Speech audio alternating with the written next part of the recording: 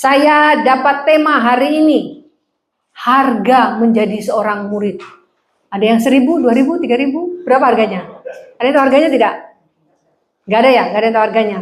Oke. Sebelumnya saya cerita dulu, kemarin malam ada yang telepon saya. Pertanyaannya itu begini, karena waktu saya pergi ke gerejanya saya tanya gini, siapa yang tahu berapa jumlah istri Salomo? Ada yang tahu nggak di sini? 1.000. 700-nya istri. 300-nya gunde. Nah, banyak toh 1.000. Bapak-bapak mau 1.000? Satu aja enggak kuat ibu gitu. Nah, ada pertanyaan gini. Bu, saya mau tanya, kira-kira Salomo masuk surga apa enggak? Ayo. Masuk neraka karena istrinya banyak. Berarti neraka ya. Di sini ada yang kasih nama anaknya Salomo, jangan ya. Tapi saya bilang begini, tidak ada yang bisa menentukan seseorang itu masuk neraka atau masuk surga. Ketika dia jahat, kita pasti berpikir dia masuk neraka, betul? Tapi ketika kita jahat, kenapa kita mau minta ampun sama Tuhan? Supaya kita masuk surga. Makanya kalau lihat orang jahat, dia bilang pasti masuk neraka itu. Siapa tahu ketika dia pulang dia bertobat. Siapa tahu. Saya bilang begini, saya tidak tahu Salomo itu masuk surga apa masuk neraka. Nanti kalau saya mati masuk surga, saya tanya Salomo.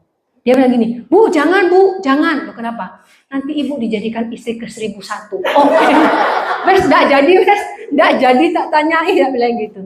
Jadi dia tuh bertanya, jadi Bu, saya bilang terima kasih buat perhatian Anda. Saya juga tidak mau jadi istri yang ke 1.001 ya. Dan dia sendiri mengatakan bahwa dia mau tinggal di atas loteng rumahnya, atap rumahnya gara-gara istrinya cerewet. Di sini kalau istri cerewet, bapak-bapak harus siap-siap stroke. Ya, yang istri yang tidak mau ngaku jadi istri cerewet ya mukanya biasanya senyumnya sedikit tipis. Karena takut kalau senyumnya gede-gede ketahuan kalau itu saya. Oke. Harga menjadi seorang murid. Harga menjadi seorang murid ini, saya selalu kalau khotbah itu saya selalu ambil 3 poin. Karena kalau 2, pilihannya kan cuma 1 dan 2. Kalau 3 bisa pilih 2, bisa pilih 1. Nah, saya selalu pilih 3. Kalau membawa sesuatu, ya misalnya kita memikul sesuatu, itu pertama yang kita lakukan adalah memikul, betul? Ketika memikul, apa lagi? Ketika membawa sesuatu, apa yang kita butuhkan? Apa? Celana? Ya pakai celana lah. Saya dengarnya tenaga. Oh, tak pikir celana. Iya. Tenaga, oke. Ketika kita memikul sesuatu, kalau itu berat pasti kita menderita. Aduh kok cek berat ya gitu. Kadang-kadang ketika ngangkat sesuatu kita bilang aduh kok berat sekali ya gitu. Kemarin ada challenge suami yang gendong istrinya itu loh. Iya kalau istrinya kurus, jumbo gendongnya ya udah patah tulang aja suaminya ya. Jadi ketika memikul berarti harus menderita dulu karena saking beratnya. Setelah menderita apa yang kita jalani ketika mengangkat sesuatu? Supaya itu sampai pada tujuan harus bertahan. Jadi hari ini kalau pernikahan Anda bisa bertahan hingga hari ini itu karena Anda hebat. Ada orang yang tidak kuat dengan pernikahannya, dia bercerai. Makanya kalau yang jomblo-jomblo di sini laki-laki ya sebelum menikah, tanya sebelum menikah, kamu cerewet enggak? Gitu. Kalau dia bilang enggak, berarti dia bohong. Karena tidak mungkin perempuan itu kalau tidak ngomong depresi. Jadi gini, ketika bicara harga menjadi seorang murid, ini kita harus tahu pertama tadi memikul, kita akan bahas ini, memikul. Dalam memikul sesuatu, dalam menjalani sesuatu, kita pasti merasakan penderitaan, ada rasa sakit. Kemudian kita harus bertahan.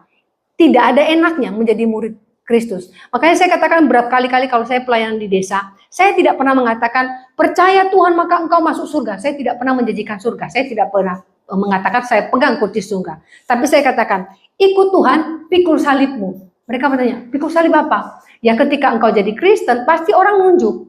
Loh jadi Kristen, Pasti dihina, apalagi ketika dia dari orang yang tidak percaya menjadi percaya, ditinggalkan keluarganya, dihina dan segala macam. Tapi di sini semua orang percaya. Kita akan bahas di sini ya. Yang pertama memikul. Kita baca Matius 16 ayat 24. Memikul ini apa sih? Matius 16 ayat 24. Lalu Yesus berkata kepada murid-muridnya. Semua baca? Ayo sama-sama ya. 1, 2, 3. Lalu Yesus berkata kepada murid-muridnya, setiap orang yang mau mengikut aku, ia harus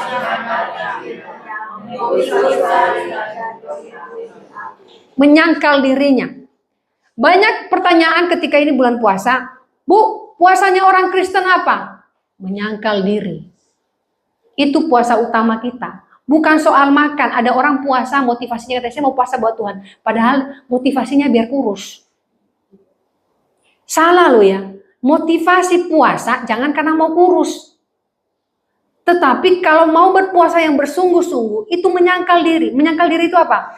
Apa yang harus kita pikul hari ini? Sesuatu yang menjadi keterikatan buat kita. Apa yang mengikat Anda hari ini? Handphone.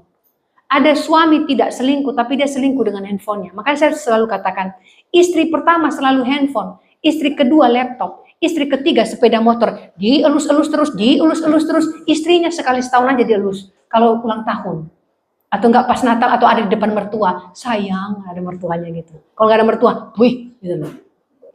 Jadi saya katakan, kalau kita benar-benar mau menyangkal diri, kita harus tahu yang mengikat kita hari ini apa. Di sini yang suka main handphone siapa? Semua. Terpujilah nama Tuhan yang sudah memberkati jemaat ini dengan handphone. Tapi jangan sampai handphone itu sampai mengikat Anda. Saya pernah di desa itu ada seorang kesaksian.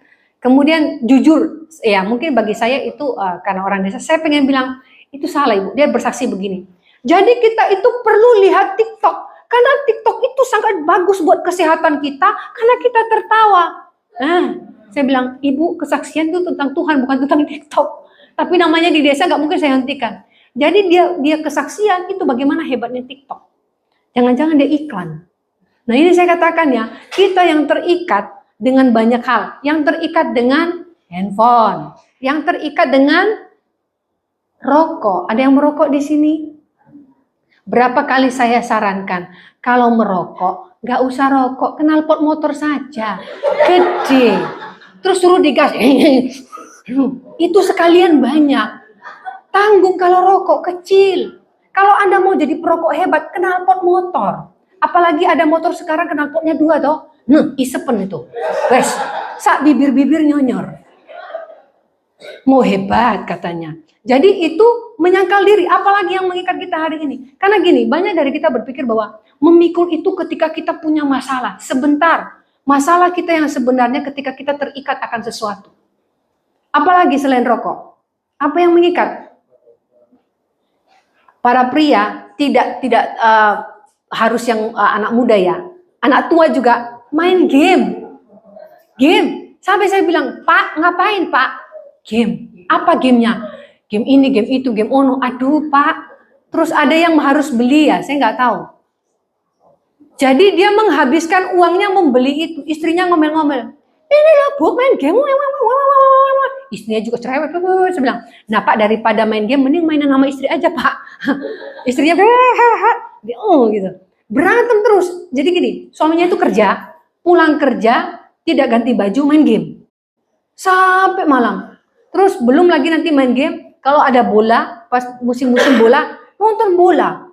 Jadi dia terikat dengan hobinya sampai dia lupa kalau dia punya anak, punya istri. Dan dia bilang, loh saya kan sudah kasih belanja buat istri. Sebentar ya, istri bukan hanya membutuhkan uang Anda, tapi istri membutuhkan perhatian. Nah sekarang istri yang hanya butuh uang saja yang mana? Tunjuk tangan. Gak ada yang mau ngaku. Karena memang semua butuh uang, saya juga. Tapi harus balance ya, harus juga perhatian itu ada. Karena gini loh, yang mempertahankan pernikahan sebenarnya bukan uang. Kecuali motivasi Anda dalam menikah itu uang. Tapi yang mempertahankan pernikahan adalah bagaimana kita menjalin hubungan dengan pasangan kita. Dengan menerima kelemahannya, dan juga kita juga bisa memberikan perhatian. Kalau kita tidak bisa menerima kelemahannya, itu nanti bahasanya selalu gini, saya salah pilih jodoh. Salomo aja 1000 ndak ngomong saya pilih jodoh kok. Cuma ngomel-ngomel aja di Amsal. Apa ngomongnya? Kalau punya istri cerewet itu mending tinggal di soto rumah. Dia curhat sampai masuk Alkitab loh. Saya juga pernah bertanya, kenapa harus masuk Alkitab ini? Sebenarnya itu untuk mendukung para pria. Supaya para pria sadar bahwa ketika Anda menikah dengan wanita, memang begitu. Daripada menikah pria sama pria kan gak enak loh. Nah, yang benar itu menikah dengan wanita dan pasti cerewet. Kalau istri Anda sudah tidak cerewet, itu Anda pertanyakan, berarti dia sedang marah beneran. Gini, wanita ketika marah beneran, itu diem. Tidak mau gubris Anda. Tapi kalau dia sudah ngomel-ngomel, itu berarti dia perhatian. Benar ibu-ibu? Kenapa sepatunya di sini terus ditaruh? Berarti dia masih taruh sepatu Anda. Ini loh, kalau makan kok begini, tapi masih dikasih nasi. Tapi kalau dia sudah diam, tidak ngurusi Anda, hati-hati. Itu hati-hati, berarti dia sedang marah betulan. Jadi bersyukur punya istri yang cerewet. Jadi Anda tidak sedang memikul salib ketika punya istri seperti ini. Anda sedang bersyukur kepada Tuhan, terima kasih Tuhan istriku masih hidup. Ada satu cerita kan, bapak-bapak ketika istrinya meninggal, setelah itu dia menangis. Sebelum meninggal, 2 hari sebelum meninggal dia bilang, istriku ini cerewet. Ngomel terus, ngamuk-ngamuk. Apa? Terus dia curhat sama pendetanya, 2 hari kemudian, istrinya kena serangan jantung. Kemudian waktu pas istrinya dikubur, dia nangis sejadi-jadinya. Dia bilang, terus nanti setiap pagi yang cerewetin aku siapa lagi? No kan, kangen sama cerewetnya toh. Jadi ini bukan hal yang dipikul ya soal istri cerewet. Balik lagi, menyangkal diri. Jadi ketika kita memikul sesuatu, kita harus menyangkal diri. Apalagi ikatan. Tadi kan para pria, ikatan para wanita apa? Apa? Belanja diskon.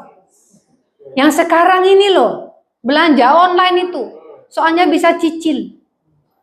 Belanja online, itu keterikatannya. Kemarin sampai ada yang ngomong ke saya, Bu, saya sampai bayar 7 juta. Belanja apa Anda 7 juta? Gaji berapa? 700.000. Soalnya dia katanya ada yang cicil-cicil ya. Terus lupa nyicil, ternyata bunganya lebih besar. Saya bilang, nah itu. Sampai 7 juta loh.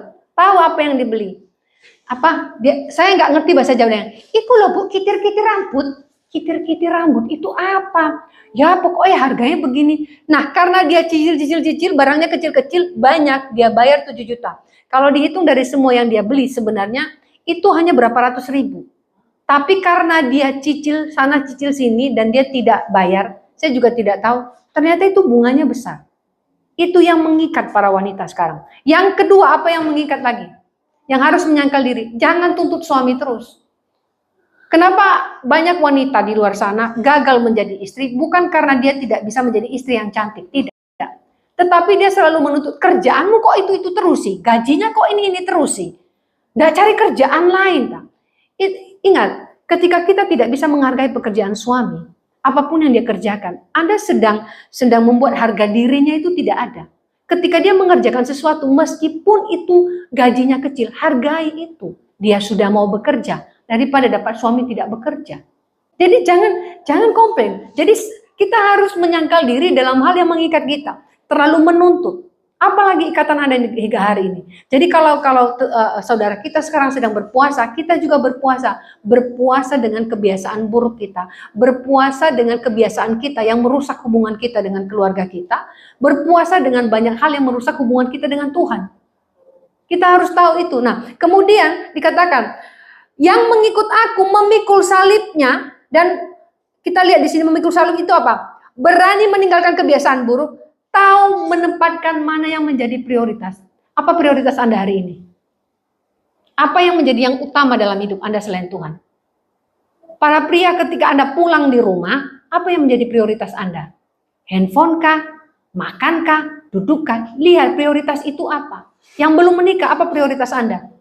Karena setiap orang harus tahu prioritasnya apa. Kalau tidak tahu prioritasnya apa, dia tidak tahu apa panggilannya di dalam Tuhan. Ketika kita di dalam Tuhan, menjadi istri itu panggilan, menjadi suami itu panggilan, menjadi anak itu panggilan, menjadi pekerja itu panggilan, ya, menjadi murid sekolah itu juga panggilan. Harus dilakukan dengan sungguh-sungguh. Jadi tidak boleh merasa begini, waduh aku enggak mau jadi ini. Lakukan dulu panggilan kita itu. Karena dikatakan di sini memikul salib, apapun hal yang terkadang tidak enak di daging, tetapi itu yang Tuhan mau lakukan. Ada hal yang paling saya tidak suka ketika saya melakukan banyak hal. Misalnya seperti ini. Bapak Ibu saya beritahu ya, menjadi seorang hamba Tuhan, menjadi pendeta itu tidak enak. Pertama, ketika menjadi pendeta disalahkan terus. Karena dianggap seperti malaikat, nggak boleh salah. Nggak boleh ngupil di jalan, pendeta kok ngupil, misalnya begitu toh ya. Emang saya nggak boleh, terus kalau ada boger di sini terus gimana ngupilnya? Masa saya suruh jemaat upilkan? Tolong upilkan, kan nggak mungkin. Ada di sini yang mau upilkan saya? Tapi saya katakan banyak tuntutan. Kemudian pakai baju lusuh katanya pendeta gembel. Pakai baju terlalu rapi, pasti makan uang jemaat. Salah kabeh. Naik sepeda motor, sepeda motor pasti beli dari gereja, itu ambil uang gereja. Ya wes, naik bemo misalnya. Pendeta kok cek kerene salah terus. Saya pernah di desa saya pakai sandal jepit, namanya di desa, tapi saya bukan khotbah waktu itu, saya di desa. Nah tapi karena namanya di desa ya, saya kan pergi waktu itu, jadi di sana ada gereja, gerejanya ini tempat pembuangan sampah, jadi pendeta di desa itu kerjanya pemulung. Halo Tuhan ya, oh iya saya di sini sebentar. Nah itu gerejanya gereja pemulung. Dan jemaatnya semua pemulung. Nah, waktu saya ke sana, menurut Anda, saya kalau ke sana enaknya pakai sepatu apa pakai sandal jepit? Sandal jepit toh. Karena memang waktu itu saya sedang berkunjung tidak berkhotbah, saya pakai sandal jepit. Nah, namanya mereka minta foto, ya saya foto lah. Foto kan senyum pakai sandal jepit. Masih dibilangi di komen, pendeta kok pakai sandal jepit. Terus maunya apa? Itu sudah ada kandang ayam di sana, itu pun sandal jepit saya maaf loh, karena ayam. Terus apa yang harus semua serba salah. Kemudian ketika Anda hidup aja salah, bernafas aja salah gitu. Jadi kadang-kadang kita harus memikul ini. Ketika kita hidup di antara orang-orang yang suka mengkritik, semua pasti salah. Anda hidup di dalam gereja yang suka mengkritik, semua salah. Anda hidup di dalam lingkungan yang suka mengkritik, semua salah. Anda tinggal di rumah yang masuk gang, rumahnya kok di situ pasti miskin. Naik sepeda motor bunyinya, kalau sepeda motor mahal kan, sepeda motor mahal, motor kok berisik. Pokoknya semua dikritik. Kalau di Cina, kita jalan tiba-tiba ada motor lewat, karena semua motor listrik kan, gak bunyi. Wah, orang kaya ini gak bunyi motornya. Nah, kalau kira-kira kita semua dikritik, ini semua salah. Karena kita hidup di antara orang-orang yang memang kadang-kadang mulutnya gak bisa dijaga. Kita harus siap dengan ini. Ini yang namanya tadi siap memikul salib. Salib kita tidak hanya bicara penderitaan fisik, tetapi penderitaan karena kehidupan sosial kita dengan orang. Ada orang-orang yang selalu menuntut banyak. Harus siap dengan itu. Makanya saya pernah bilang tuh ketika saya menguji beberapa anak, jadi anak-anak pria. Saya kan sering isi youth di mana-mana. Terus saya tunjukkan gambar-gambar wanita-wanita ya, model-model. Ada yang bilang, kalau di desa kan kadang-kadang saya nggak ngerti bahasanya. Bu, untuk nih loh Bu. Untuk apa untuk? Gigi ternyata. Nggak mau Bu, cepat. Cepat itu apa lagi? Apa itu? Tongos Bu. Tongos, ya wes. Saya tunjukkan model yang lagi terkenal itu, saya lupa namanya, yang hitam pol. Tapi waktu senyum, pling, giginya putih itu loh. Yang model yang baru menang kemarin, saya bilang, ini, bagaimana menurutmu? Ucap itu mah. Ngomongnya begitu, suaranya gede. Saya bilang, kamu nggak tahu ini top model termahal sekarang. Top model ibu, Bu. Oh, Ibu. Tak bilang, wah anak-anak sekarang. Jadi selalu menilai dari fisik. Ada yang dibilang tongos, cek itemnya. Ada yang bilang, kekurusan Bu. Itulah apa. Pokoknya semua dikata-katain. Karena selalu menilai sesuatu secara fisik. Nah, kadang hidup kita dinilai orang seperti itu. Ini yang kita pikul. Apapun yang kita lakukan dicela orang, apapun yang kita lakukan dicela orang, karena memang iblis ingin menjatuhkan kita dari penilaian orang. Saya katakan sekali lagi, penilaian orang tidak akan menentukan penilaian Tuhan tentang kita. Kalau misalnya saya katakan, Pak David jelek, Tuhan tidak mengatakan dia jelek. Karena penilaian saya tidak mengubah penilaian Tuhan tentang dia. Kalau saya bilang, Pak David tidak berhasil, itu tidak mengubah rencana Tuhan bahwa dia akan menjadi orang berhasil. Jadi hari ini Anda yang ada di tempat ini, apapun kata orang di luar sana tentang Anda, itu tidak mengubah rencana Tuhan yang hebat buat Anda. Ingat itu. Makanya pikul saja apa orang bilang. Istilahnya seperti ini. Minum saja pil pahit yang diberikan oleh dunia ini kepada kita. Karena justru itu menyembuhkan kita, membuat kita masuk dalam rencana Allah. Jadi memikul salib ini bukan hanya hal yang, aduh kok hidupku begini. Karena gini loh, iblis itu selalu membuat kita selalu mengatakan aduh dengan banyak keadaan. Aduh kok begini ya, aduh kok begitu ya. Semua aduh, semua tidak suka. Ketika kita belajar menyukai sesuatu, itu sebenarnya kita akan senang untuk mengerjakan apapun. Makanya ketika Anda yang bekerja di sini angkat tangan. Ya, Anda harus menyukai pekerjaan Anda, meskipun terkadang pekerjaan itu menyebalkan. Di Eropa, Anda tahu yang gajinya besar? Bukan yang kerja di kantor. Yang bersihin kandang babi.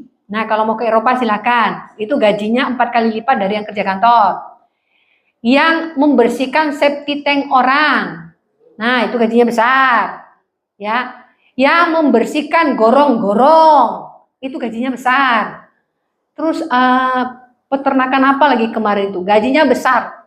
Itu gajinya kalau dirupiahkan di Indonesia, kemarin saya lihat, itu per minggu 156 juta. Tapi kerjanya jorok-jorok. Tapi karena dia menikmati pekerjaannya, dia mencintai pekerjaannya, nggak apa-apa. Meskipun kan dia bilang, saya kan pulang saya mandi, saya nggak bau.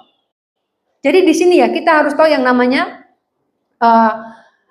memikul salib, menyangkal diri. Jadi ada banyak hal yang harus kita lalui, kita harus siap dengan hal itu. Jadi ada satu cerita, beberapa orang karena tidak mencintai pekerjaannya, setiap kali bekerja, pas mau masuk kantor itu ngomong gini, ketemu lagi sama bandot tua. Tahu bandot tua itu kan kambing tua. Mereka panggil bos mereka itu bandot tua. Karena memang bosnya itu ada jenggotnya. Nah, tiap kali mereka misalnya mau ditelepon bosnya toh, mereka sebelum angkat itu mereka bilang, "Mbeh," digituin. Karena memang bosnya itu jenggotan. Terus baru diangkat, "Ya Pak," gitu. Baik-baik. Tapi pas bunyi itu belum mendengar, "Hei bandot mana?" "Mbeh," digituin. Nah, suatu kali bosnya itu pergi keluar kota, jadi dia tidak masuk kantor selama 4 hari. Nah, karyawannya itu agak nakalan. Katanya ada masalah dengan CCTV-nya dimatiin. Pas makan siang mereka adakan pesta di kantor. Mereka bersenang-senang, mereka pasang musik. Kemudian ada satu perempuan yang sekretarisnya, yang sering dimarah-marahi, yang terkadang dibilang, aku nih sekretaris apa tukang kopi sih. Pagi, kopiku. Siang, kopiku. Jadi dia tuh disuruh buat kopi terus sama bosnya. Dia joget naik ke atas meja. Wah, dia joget naik ke atas meja. Dan kebetulan ini si sekretaris jomblo. Dia mau jadi pusat perhatian. Nah, ketika dia joget-joget, salah satu dari karyawan yang terganteng di sana ngomong gini, ih kakinya bagus sekali. Wah, dia langsung berbunga-bunga hatinya. Jarang-jarang ada yang muji kakinya karena butisnya gede. Wah, jarang-jarang ada yang muji nih. Terima kasih ya buat pujiannya. Katanya gitu. Si yang cowok ganteng nih bilang gini, iya biasanya kaki meja yang bagus tuh pasti udah patah ini. Ternyata yang dipuji kaki mejanya, bukan kaki ceweknya. Nah, ini kamu naik ini masih kuat. Biasanya kaki meja yang gak bagus pasti patah ini. Nah, kemudian setelah mereka berpesta, ternyata si bos gak jadi pergi, ketinggalan pesawat. Balik si bosnya. Nah loh, terus si bosnya datang. Bosnya bilang gini, ini ada apa? Kok ribut-ribut di sini? Nah, ada satu pertanyaan waktu itu. Ada yang nanya kepada saya, kira-kira menurut ibu mereka dipecat atau tidak? Ada yang tahu mereka dipecat atau tidak? Tidak ada. Karena mereka semua rata-rata sudah bekerja di sana lebih dari 10 tahun. Tidak ada orang yang setia yang bekerja di sana, meskipun mereka menderita, gajinya kecil, bosnya suka maki, bosnya itu kadang pelit, tapi mereka setia di sana. Mereka tidak dipecat. Dari sini kita bisa melihat, terkadang gini, kita ini tidak setuju dengan perlakuan orang, tetapi kita tahu itu harus kita jalani. Dalam banyak hal saya tidak setuju dengan perlakuan orang. Tapi saya harus menjalaninya. Kenapa? Karena itu panggilan Tuhan. Hari ini panggilan Anda sebagai suami, panggilan Anda sebagai istri, panggilan Anda sebagai anak, panggilan Anda sebagai karyawan, panggilan Anda apapun yang Anda kerjakan, itu panggilan.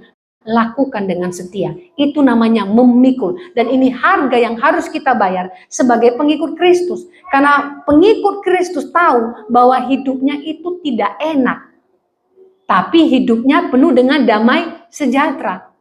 Hidup enak itu beda dengan damai sejahtera. Hidup enak itu gini, duduk di kursi kayu sakit, duduk di sofa enak. Tapi yang namanya nyaman seperti tukang rumput di Pakuan Mall sana. Tidur di rumput pun nyaman pol. Sampai ngorok-ngorok tidur, kambing lewat dia biasa aja. Karena saya bilang ya, itu kambing salah-salah nanti bukan comot rumput tapi comot kumis bapaknya. Oh tidur di situ, tahu kan di Pakuan Mall kadang ada kambing lewat. Saya pernah loh bilang, untung kumisnya nggak warna hijau. Kalau kumisnya warna hijau diemut-emut sama kambing. Nah, jadi ini ya, yang pertama tadi memikul, yang kedua menderita, nggak enak. Jadi orang Kristen menderita nggak enak. Kita lihat di dalam Filipi 1 ayat 29. Filipi 1 ayat 29. Sebab kepada kamu dikaruniakan bukan saja untuk percaya kepada Kristus, melainkan untuk menderita. Wait, dikaruniakan bukan saja untuk percaya, dikaruniakan loh. Masa penderitaan itu dikaruniakan? Ingat, kalau sudah dikatakan penderitaan dikaruniakan oleh Tuhan, berarti memang Tuhan mau kita menjalani ini supaya kita dibentuk. Di Filipi 1 ayat 29, ini kan ditulis oleh Paulus. Anda tahu fakta tentang Paulus? Paulus di dalam 2 Korintus 11 ayat 24-25, itu Paulus dipersekusi. Dia disiksa. Dia katakan dia disiksa 5 kali kejadian. Dalam 1 kali kejadian, dia dicambuk berapa kali? Dia dicambuk 39 kali. Jadi 40 kurang 1. Jadi 5 kali situasi dia dicambuk. Makanya di dalam Galatia 6 ayat 17, dia mengatakan di tubuhku itu ada tanda-tanda milik Kristus. Jadi kalau digambarkan Paulus itu banyak bekas cambuk di punggungnya. Itu baru di 5 kejadian ya dia dicambuk. Di 1 kejadian dia dilempari batu. Sampai mereka berpikir dia mati, ternyata hidup. Pas dia dibuang di luar tembok itu. Dia dirajam sama batu. Kemudian dikatakan bahwa 3 kali dia didera, 1 kali dilempari batu. 3 kali mengalami kapal karam. Bayangkan apa yang dijalani oleh Paulus. Apa dia mati? Tidak. Kenapa dia harus menjalani itu? Karena dia harus tahu mengikut Kristus itu harus menderita. Ketika bicara didera, saya tidak mengatakan bahwa kita di sini harus jadi martir. Saya tidak mengatakan bahwa Anda harus dicambuk. Tapi apa yang mencambuk kita hingga hari ini? Para pria Anda dicambuk ketika dikatakan kamu jadi laki-laki kok tidak berguna. Itu cambukan. Jangan pernah katakan laki-laki tidak berguna ketika dia sudah mengerjakan sesuatu. Itu cambukan. Terkadang kita juga didera apa? Jadi orang Kristen itu susah sekali dapat kerja. Apalagi dapat posisi yang bagus. Anda sudah lama kerja, tapi yang naik posisinya justru yang baru kerja 2 tahun, 3 tahun. Karena Anda menjadi Kristen. Itu didera. Apa yang namanya dilempari batu? Dilempari batu dengan kita hari ini. Ketika orang melemparkan kata-kata yang tidak baik tentang kita. Kata-kata yang menjelekkan kita. Itu yang kita jalani hari ini. Kapal karam. Kapal karam ini bicara, terkadang kita merasa kecewa dengan kehidupan kita. Kita kecewa dengan keadaan kita. Ada masanya kita berputus asa. Tapi kita harus menjalani ini. Kenapa? Kita menderita, dikaruniakan untuk menderita. Menderita apa? Untuk Kristus. Nah, di saat kita menjalani ini, kita harus tahu yang namanya bersyukur. Hari ini yang mau bersyukur ketika dia sakit siapa? Gak ada, Bu. Mau sembuh. Sebentar. Terkadang di dalam sakit kita juga harus tahu bersyukur. Terima kasih Tuhan, aku masih hidup. Engkau sembuhkan di dalam nama Yesus. Jadi bersyukur dulu baru minta. Ini ya kebiasaan kita orang Kristen kalau berdoa. Minta dulu. Baru bersyukur kalau dapat.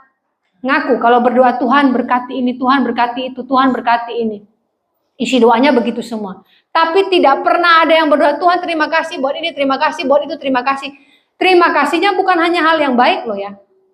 Terima kasih Tuhan, kakiku sedikit pincang tapi masih bisa jalan. Terima kasih Tuhan, mataku agak kabur tapi masih bisa lihat. Terima kasih Tuhan, badanku sakit semua pegel karena kerja, tapi aku masih bisa bekerja. Itu doa yang harus kita ucapkan sebenarnya. Jadi di sini kita bisa melihat ya, yang namanya menderita itu jangan berhenti berjalan bersama dengan Roh Kudus. Jadi ketika kita dalam penderitaan, berjalanlah bersama dengan Roh Kudus. Jangan lelah untuk berjuang. Nah, ada seorang istri bilang seperti ini. Saya sudah capek Bu, menghadapi suami saya. Loh kenapa? Suami saya ini stres, depresi, suka marah, kadang-kadang perlakuannya tidak baik. Mungkin dia butuh sesuatu untuk diagnosa, diobservasi, dia bawa ke psikolog. Kemudian di tempat psikolog ini ada psikiater. Jadi psikolog dan psikiater ini berbeda. Kalau psikiater itu dia dokter kejiwaan, dia memberi obat. Kalau psikolog itu dia hanya konseling ya. Nah, kemudian si psikolog kasih ke psikiater suaminya, mereka berdua. Kemudian si ibu ceritalah suaminya stres begini gitu. Dikasihlah obat sama si dokter ini, si psikiater ini. Obatnya gede-gede. Terus si istrinya begini. Kenapa saya harus kasih dia obat ini, Dok? Dokter bilang gini, oh bukan buat bapaknya, buat ibu. Loh, tapi kan yang stres suami saya. Iya, tapi yang bikin stres kan ibu. Jadi yang minum obat ini ibu. Ini obat apa? Obat tidur. Jadi yang dikasih obat istrinya. Nah, kita sekarang terkadang menyalahkan orang. Dia yang salah, dia yang begini, dia yang begitu. Ingat, terkadang kita yang salah. Kita biang keroknya. Jadi ketika kita mengatakan, aku kok menderita karena ini. Jangan salahkan orang lain. Terkadang kita yang membuat diri kita sendiri menderita. Kemudian kita salahkan orang lain. Hari ini banyak orang bilang, Tuhan tidak memberkatiku sehingga aku miskin. Sebentar, dulu Anda kenapa tidak bekerja? Oh, kerjaan ini nggak bagus, maka saya nggak mau. Pergan itu terlalu jauh. Dulu kita sendiri yang melakukan itu. Kemudian banyak orang yang merasa, sekarang setelah begini saya tidak bisa begitu. Dulu yang memilih bercerai siapa? Jadi kita menyalahkan orang lain, kita menyalahkan Tuhan. Penderitaan yang tadi dikatakan, dikaruniakan untuk menderita, bukan menderita karena kita buat sendiri ya. Tapi penderitaan karena kita mengikut Kristus. Karena kita mengikut Kristus, bukan karena diri kita sendiri. Jadi jangan disamakan penderitaan ini. Penderitaannya berbeda ya. Nah, itu yang kedua, menderita. Yang ketiga, bertahan. Siapa yang bertahan? Kalau dalam pernikahan kan banyak orang gagal ya dalam pernikahan karena tidak mau bertahan. Alasannya kan banyak, karena ini, karena itu. Banyak orang yang tidak bertahan juga dalam bekerja. Kalau saya dulu pertama kali bekerja itu, jadi saya sambil pelayanan, saya kerja di sana untuk biaya pastori. Tapi saya bekerja di sana hanya saya bertahan sampai 7 bulan. Karena saya tidak tahan, bukan karena saya tidak tahan bekerja. Karena bosnya, maaf, yang banyak bekerja di sana itu perempuan. Gak ada laki-laki tidak ada laki-laki. Dan ternyata memang dia tidak menerima pekerja laki-laki, semua pekerja perempuan. Tapi yang saya tidak suka adalah, dia tidak pernah memanggil kami dengan nama. Dia selalu manggil kami dengan nama binatang. Jadi kadang dipanggil babi, anjing. Tapi kalau dia lagi senang hatinya, semua dipanggil sayang, genit. Dan saya beritahu, tidak apa-apa, nanti saya edit. Namanya, manggil aku, babi, sini. Ampun, 7 bulan saya bertahan, karena waktu itu saya pelayanan. Tapi saya merasa ketika harga diri saya sudah dibabi-babikan, kemudian, maaf, ketika panggil sayang, kalau nggak toel sana, toel sini, saya keluar. Kalau itu Anda keluar, nggak apa-apa. Bukan karena Anda tidak betah kerja. Keluar dari tempat kerja yang memberi pengaruh buruk buat Anda, apalagi membuat harga diri Anda terlalu rendah buat wanita. Kalau sudah bosnya gatel begitu, dikasih obat gatel, keluar. Suruh dia cium-cium tembok di situ. Keluar dan Anda bisa berdoa kepada Tuhan. Tuhan, saya butuh pekerjaan di mana saya bisa dihargai sebagai wanita. Laki-laki juga, saya katakan ya, sekarang yang dilecehkan bukan hanya perempuan loh. Laki-laki dilecehkan. Zaman sekarang ada yang kayak Yusuf, tapi kecantol prianya. Hade, kemarin tuh ada yang bilang, Bu, suamiku kecantol bosnya. Hah? Kecantol bosnya ya apa ceritanya? Iya, bosnya itu kan, jadi dia kerja fotokopi. Di kantor itu kerjanya cuma hanya fotokopi. Karena dia yang paling muda. Jadi tiap kali bosnya lewat, maaf loh ya, pantatnya diremes, keruduk gitu lewat. Keruduk. Lama-lama, lama-lama dia senang, gitu. Pacaran sama bosnya. Kecantol.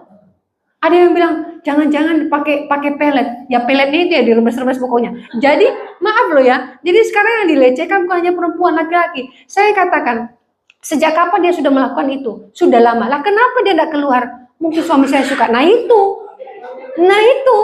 Kalau sudah begitu keluar. Jadi saya ingin mengatakan ketika kita bertahan melakukan sesuatu, kalau itu baik. Tapi jangan bertahan ketika itu tidak baik. Bertahan untuk mencaci maki. Bertahan untuk mengkritik. Bertahan untuk terus menghina orang lain. Itu salah.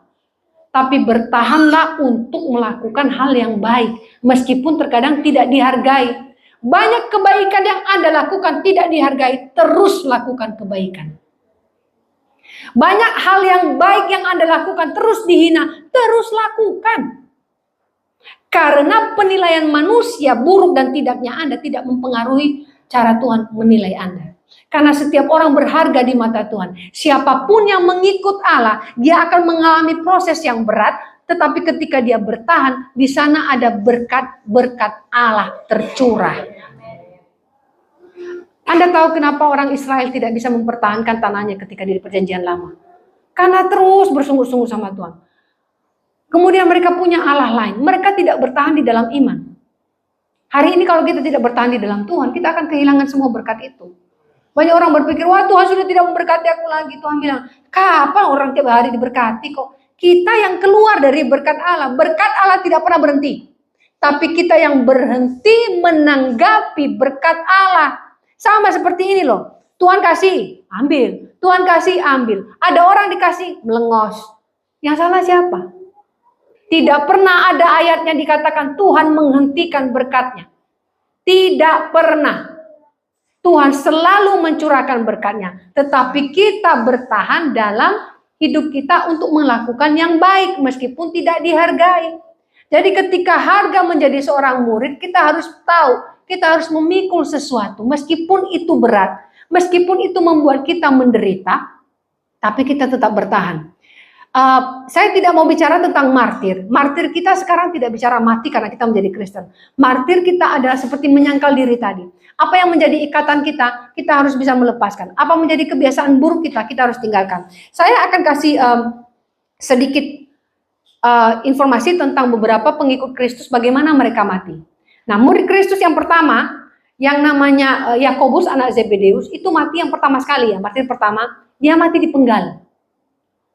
Itu mati dipenggal. Kemudian Matius ini dia yang menulis Matius, itu sebelum dia dibunuh dengan pedang dia disiksa dulu. Dan Anda tahu penyiksaan zaman dulu ya. Nah kalau bicara sejarah, tahu aspal ya, mereka sebut itu ter. Jadi orang Kristen dulu kadang disiram sama aspal panas sampai kebakar, sampai meleleh kulitnya. Nah disiksa Matius, disiksa kemudian dibunuh dengan pedang. Petrus itu disalib terbalik. Tapi sebenarnya dia disalib terbalik karena itu permintaannya dia. Karena dia merasa dia tidak layak disalib seperti Yesus. Maka permintaannya dia disalib terbalik. Tetapi sebelum disalib, apa tidak disiksa? Disiksa.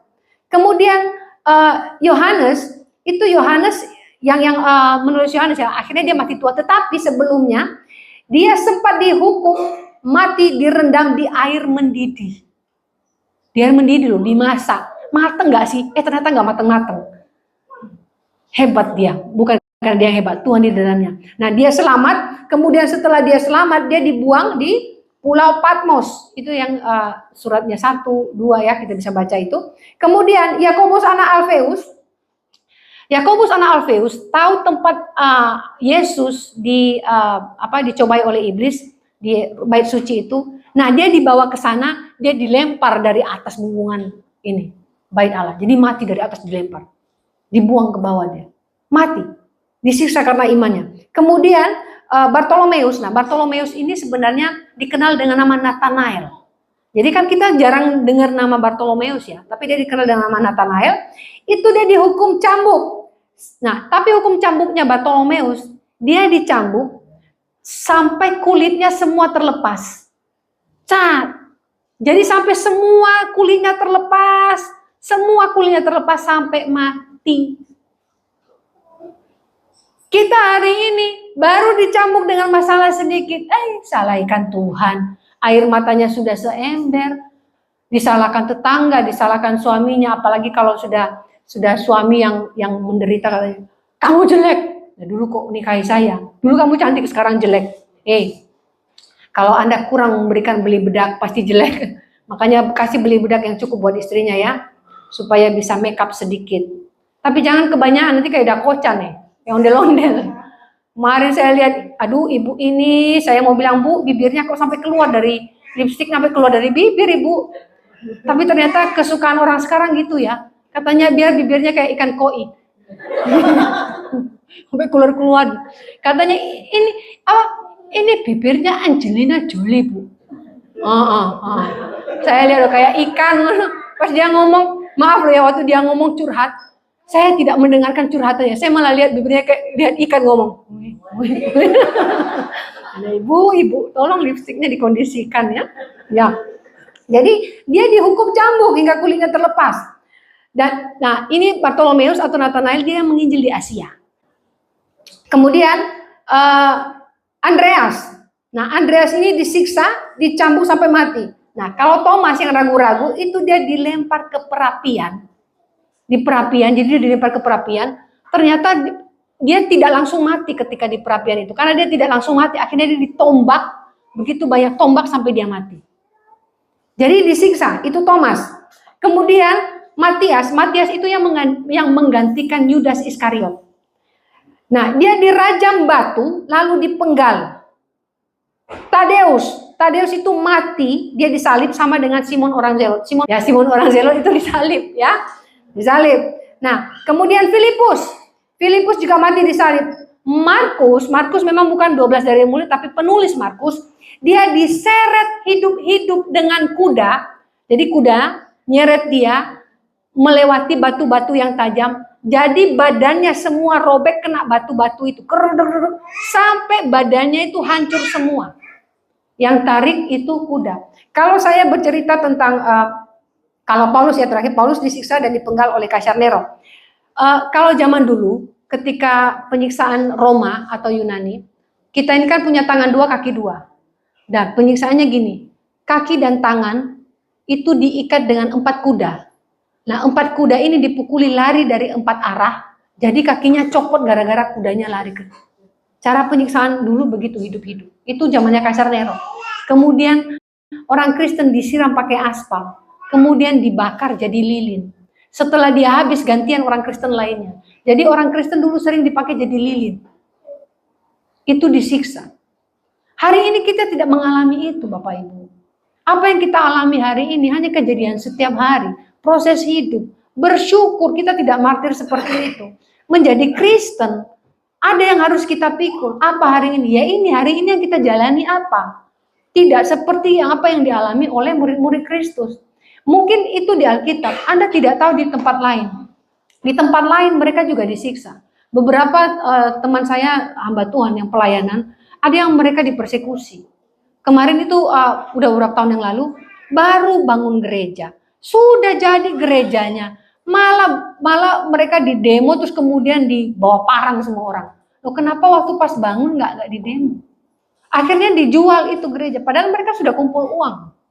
Kemudian ada satu, saya kan ngajar di desa, ada satu pendeta, dia pelayanannya cuma pas putar film Yesus, dan jemaahnya sekarang 30 dari pemutaran film Yesus, di penjara 3 kali katanya di penjara, hanya gara-gara putar film layar tancap itu di desa. Itu tinggalnya di hutan. Saya bilang, Pak, kalau tiap kali ketemu saya di Nganjuk ini, Bapak perjalanan berapa lama? 3 jam. Saya bilang, Pak, jauh sekali. Saya bilang, waduh, saya nggak bisa ke sana karena jalanannya, karena harus naik sepeda motor.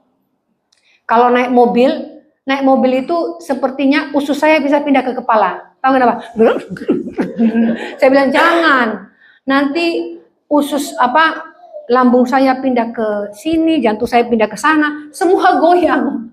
Karena memang jalannya jalan seperti itu kan. Saya bilang enggak bisa. Kalau mungkin para pria naik mobil gede oke lah. Tapi kalau saya belum nyampe, saya nggak jadi khotbah karena saya udah pusing sendiri. Saya malah butuh tumpang tangan nanti sampai di desa gitu. Nah, tetapi saya katakan, itu ada harga yang dia bayar menjadi pengikut Kristus. Hari ini apa harga yang Anda bayar?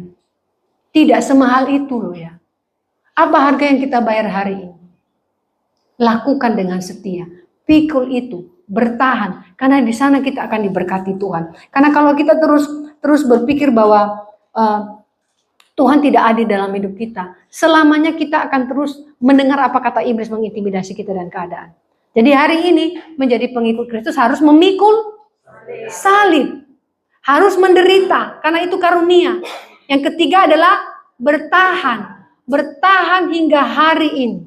Tetapi dari 3 hal ini saya beritahu, karakter itu penting. Kalau kita menjadi orang percaya tidak berkarakter, 3 hal ini tidak mungkin kita lakukan. Tidak berkarakter maksud saya seperti ini. Anda tidak menghargai orang lain. Anda hanya bisa mengkritik orang lain. Anda tidak bisa menghargai berkat Allah sekecil apapun. Itu orang-orang yang tidak berkarakter. Tapi orang-orang yang berkarakter tahu namanya memuji. Orang-orang yang berkarakter tahu namanya bersyukur. Orang-orang yang berkarakter tahu yang namanya menjaga damai sejahtera. Jadi kalau bisa di gereja ini Anda kecil di sini. Jaga damai sejahtera. Jangan saling mengkritik. Jangan saling mengatakan, oh ini begitu, ini begitu. Tidak ada yang lebih hebat dari kita kecuali Yesus. Semua diberikan karunia. Saya percaya berbeda-beda. Tetapi dari perbedaan itu kita bisa saling mendukung satu sama lain. Jadi jangan ada yang ngeklaim bahwa dia lebih baik. Dari situ nanti gereja ini juga bisa melihat bagaimana Tuhan membawa gereja ini masuk dalam rencana yang besar. Saya katakan gereja yang sukses bukan dari banyaknya jemaatnya. Tapi bagaimana jemaat itu dewasa semua di dalam iman dan diberkati oleh Tuhan. Amin. Mari kita berdoa.